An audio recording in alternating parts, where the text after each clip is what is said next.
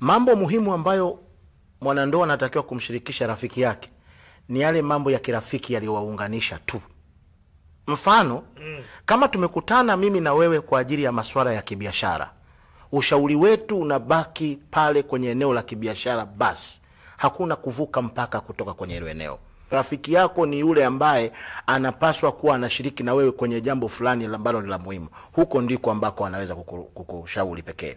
Usimpelekee habari za mkeo, usimpelekee habari ya familia yako, usipeleke hivyo vitu, kwa sababu hivyo sivyo ambavyo vimewakutanisha.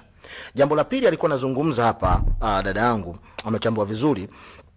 Mimi niseme kitu kimoja. Mwanamke na mwanaume wana uwezo tofauti, na Mungu amewaunganisha ili watengeneze kitu kimoja. Maana yake ni nini? Kila uwezo tofauti waliokuja nao hawa wawili kutengeneza kitu kimoja una matumizi katika hicho kitu kimoja. Mwanamke anatakiwa kufahamika katika familia, yeye ni manager, mwanaume ni leader. Kwa nini mwanamke ni manager? Uwezo wake wa kuchakata mambo mengi ni mkubwa kuliko mwanaume. Wataalamu wengine wanasema kwamba mwanamke wakati mmoja anaweza kuwa anafua, wakati huo ana uwezo kuangalia upana wa pembeni hivi kuliko mwanaume. Wakati huo anashughulika na swala jingine liko mbele, anapika, lakini wakati huo anaweza kuwa amembeba mtoto mgongoni. Maana yake ni nini? Uwezo wake wa kuchakata mambo mengi kwa wakati mmoja ni mkubwa kuliko mwanaume. Mwanaume hawezi kuandika message huko anafanya jambo jingine. Atamwambia mtu nyamaza kimya kwanza, subiri nimalize hili. Kwa nini? Huwa wana concentrate. Umeona? Kwa sababu wao ni wawindaji. Kwa hiyo hawawezi kudili na mambo mengi, wanaona hivi moja kwa moja mbele. Kwa hivyo basi, kama mwanamke amekuja anasaidia mapungufu ya mwanaume kumkamilisha kuja kwenye kile kitu kimoja kinachotakiwa kuwafikisha kwenye eneo analokwenda. Sasa basi, kwa nini mimi nimesema mwanzo kwamba mwanamke anatakiwa kumchagulia mwanaume marafiki? Nilikuwa na sababu kubwa mbili. Sababu ya namba moja, kwanza mwanamke huyu alipokuja kwako ulimwamini, ulimpenda, ukajua huyu anatakiwa kuwa mmoja katika safari yangu. Wakati huo mwankaja siku interact, ila nakupa tu picha uende nao.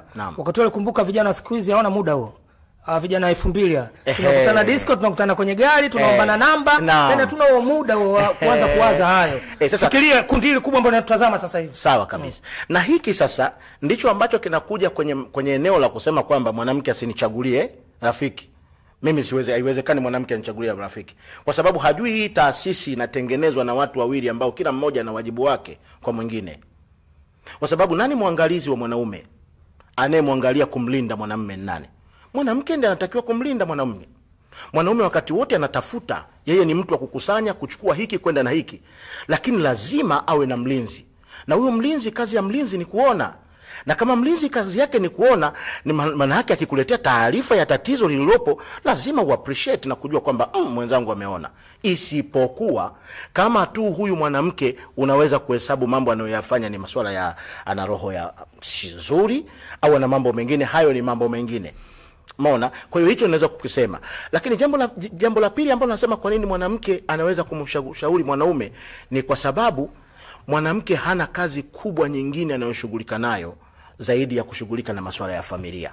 Yaani mtu anayeshughulika na masuala ya familia kwa 80% kubaki nayo na kulinda heshima ya familia ni mwanamke.